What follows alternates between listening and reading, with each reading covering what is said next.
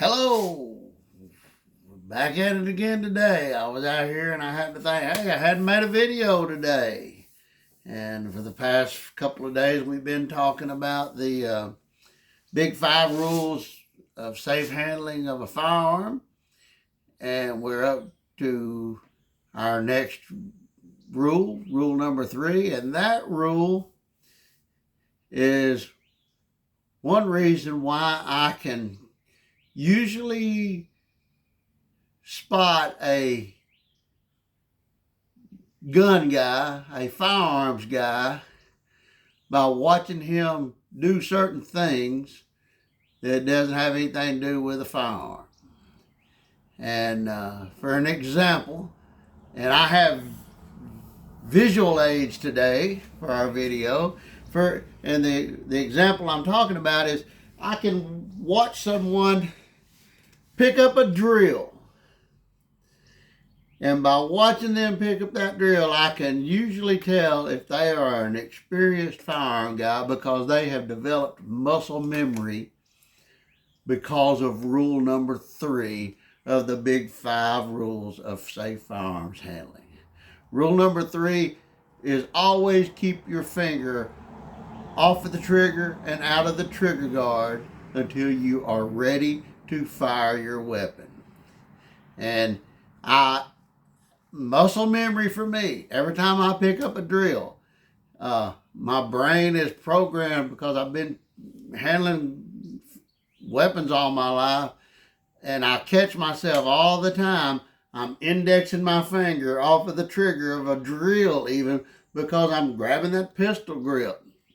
And my body says, hey, he's picking up this object that when he does that, he always puts his finger here, and I do it without even thinking about what I'm doing.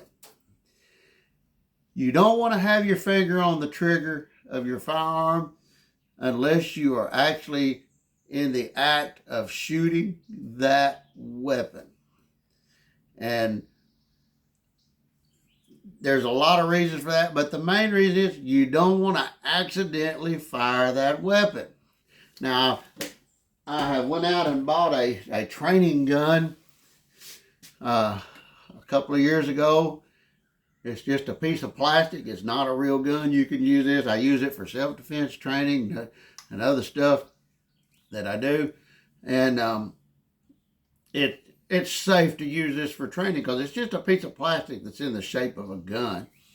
And you can do things with it without putting people in danger. But even when I pick it up, I keep that finger indexed outside that trigger guard. Now, people say, well, I got to shoot that gun. I got to shoot that gun. Well, it only takes you a split second for your finger to go from here to here when you're firing that weapon.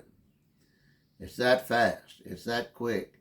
So if I'm walking around with my finger on the trigger, if I trip, I fall down, I bump into something, I could accidentally fire that gun if I got my finger on that trigger. So just from doing this every day, I automatically, without even thinking about it, when I pick up a firearm, my finger is always indexed outside of that trigger guard. You can do this with long guns. You can do it with pistols. And I catch myself all the time, and I laugh at myself. I catch myself when I pick up my drill. I catch myself walking around with my finger like this on the drill. And like I said, it's because it's been programmed into my brain, and my body has developed that muscle memory for that. It is just good common practice to keep that finger off of that trigger until you are ready or ordered to fire. Always remember that. You don't want to have an accidental discharge of your weapon. I know some departments ran into that trouble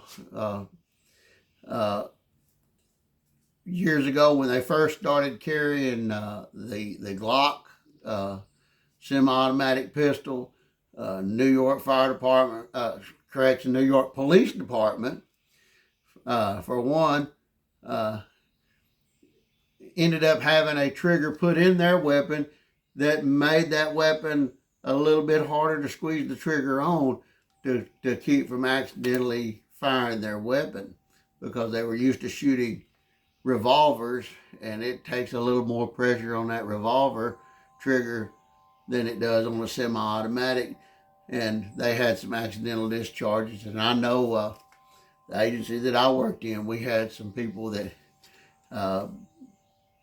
had accidentally discharged their weapon because they had their finger on the trigger when they shouldn't have. And so rule number 3, always keep your finger off the trigger, out of the trigger guard, until you are firing that weapon. Y'all have a great day.